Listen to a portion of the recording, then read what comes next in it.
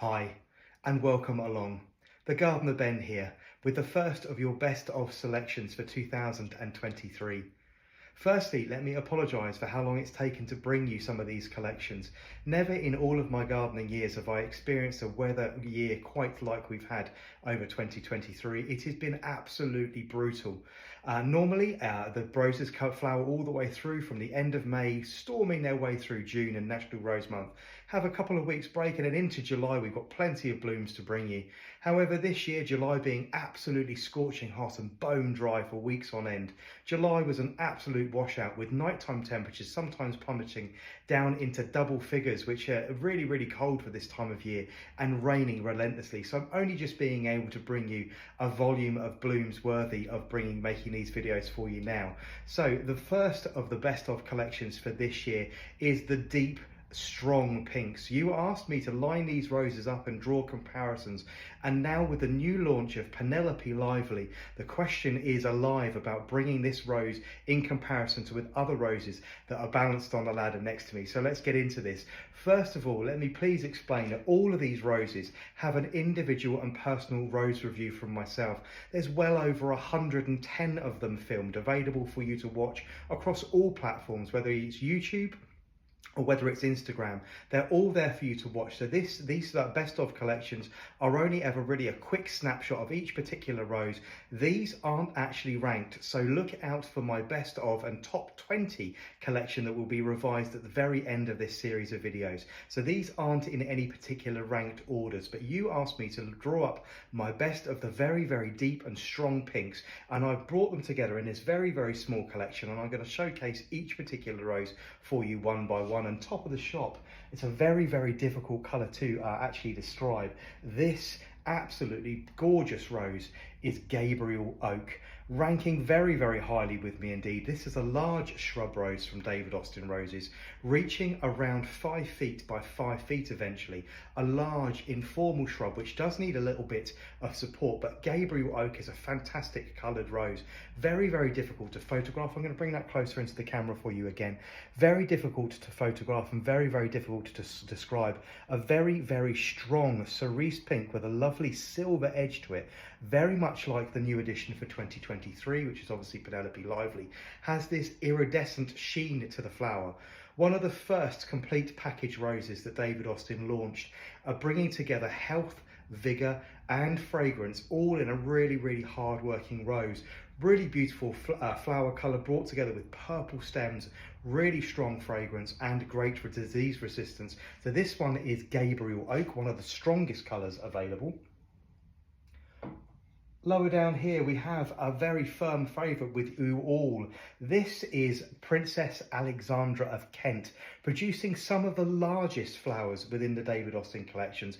This bloom, in fact, although fairly large, is actually quite small for this particular plant, only just now coming into its second flush of flowers. Princess Alexandra of Kent, once again a fairly substantial sized shrub rose, reaching around 4 feet by 4 feet, is also available as a tree or standard rose, producing very large and very highly fragrant blooms. Very romantic in their makeup. This particular rose is one of the ones that you want to cut and bring into the house, either singularly like this one here in a vase, or you can enjoy them in large bouquets. But the flowers are absolutely immense, and Princess Alexandra of Kent will produce flowers the size of my hand, sometimes 5 to 5.5 inches across.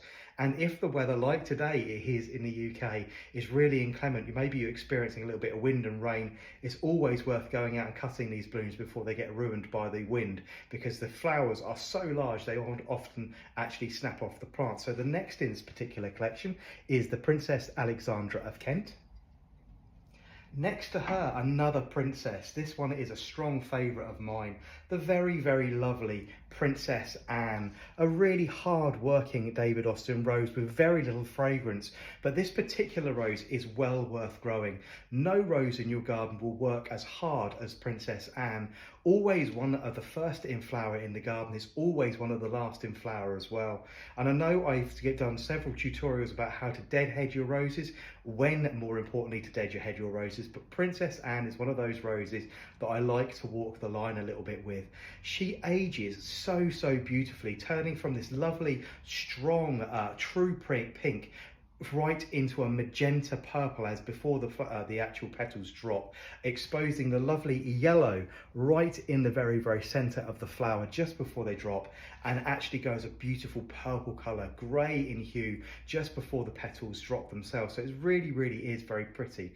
But Princess Anne is a fantastic shrub, although she's a little on the spiky side and can suffer with a little bit of black spot. This rose is really highly rated with me. Has very, very little fragrance, but that doesn't stop me loving it. Really, really hard working in the garden, small and compact, reaching at just over a little over 3 foot high, so it's perfect for growing in a pot. A really, really good all-round rose for the garden. And next to that, another royal rose. They're all lined up at the top of the shop here. This one is Royal Jubilee. This one producing large chalice-shaped flowers. You can see the very, very distinctive shape there. That means the flowers are very loosely formed and form a sort of very loosely cupped bowl, very much like a wine glass. Very, very similar if you're familiar with growing, for instance, Wollerton Old Hall or Jubilee the Obscure, a very, very loose chalice-shaped flower, which has a beautiful golden centre with lots and lots of lovely golden stamens right in the centre. I particularly love this rose, not only for its strong pink colour, but also for its very informal, natural growth habit. Very, very floppy. And I know some of you struggle with the tendencies of some of these roses. You often get quite frustrated that they're actually a little on the floppy side. And I often tell people that message me about them to just embrace the habit, much as you would do a child with some sort of thing that you don't particularly like in their character. Just embrace it and go with it. Give them a little bit of support, a few bean canes, a few pea sticks, and you can have yourself a really lovely shrub. For me, I plant Royal Jubilee, or I've got it planted in a raised planter. It's up off the ground by about 24 inches, meaning those heads are always nodding down at me from above, and I get to view them right up into the actual center of the flower. So I'm going to bring that into the camera for you to see. You imagine those nodding away. They really, really are very present. So this is another one in the strong true pink collection. This one is Royal Jubilee. Working our way down the bottom step here, another firm favourite here in the North Lodge Cottage Garden, and I hope with all of you as well. Part of the David Austin Female Literacy series. This one is Stacia Vai, actually gifted to me by David Austin Roses in 2021. This one I have growing in a pot, and I absolutely adore this rose. I'm always taking photographs of this rose, and I'm always drawn and always pulled towards it because of its absolutely stunning flowers. I know this sounds something that's really strange to say, but this particular rose looks really, really good wet. Get out there early in the morning when there's lots of dew drops on the actual rose itself. It is absolutely stunning. And you can see there, if I bring it in, those really strong pink hues coming through the actual flower, marbled with those lovely salmony, peachy tones. And if I turn the vase there slightly, you'll see that lovely yellow flecking up the back of the buds. Stacia Vai is a fantastic all-round rose, perfect for growing in a pot, ranks really strongly with fragrance with me and disease resistance. So a fantastic rose for the modern garden. I really do like that one. Next to it, a firm favourite with all of yourselves, a very difficult rose to describe when it comes to colour. Described by David Austin Roses as a strong coral salmon pink, this one of course needs no introduction. This one is Boscobel.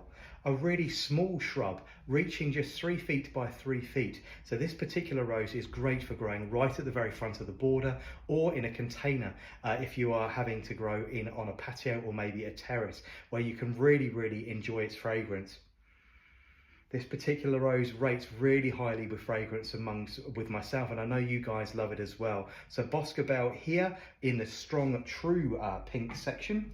Along with it as well, another rose that struggles with sometimes our climate, but is having a really good season here at the moment. This is the Ulwick Rose. I'll bring that one in close for you to have a look at.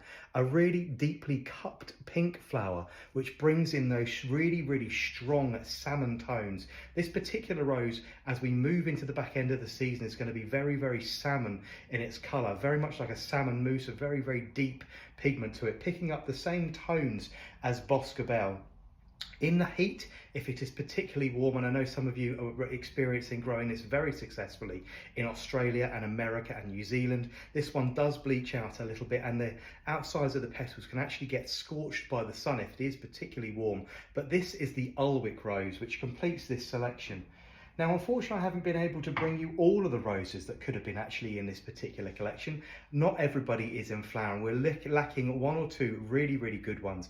You also, in this collection, could be including the likes of Penelope Lively and Silas Marner, which would also make it into this collection for me as well. But this is my collection of the best of the deep and strong pinks from David Austin roses. Some absolutely fabulous roses that you don't really notice the difference in the characteristics and the shape of flowers and size of flowers until you line them all up together. So I hope you've enjoyed this particular best of collection, and look out for my other ones coming very soon.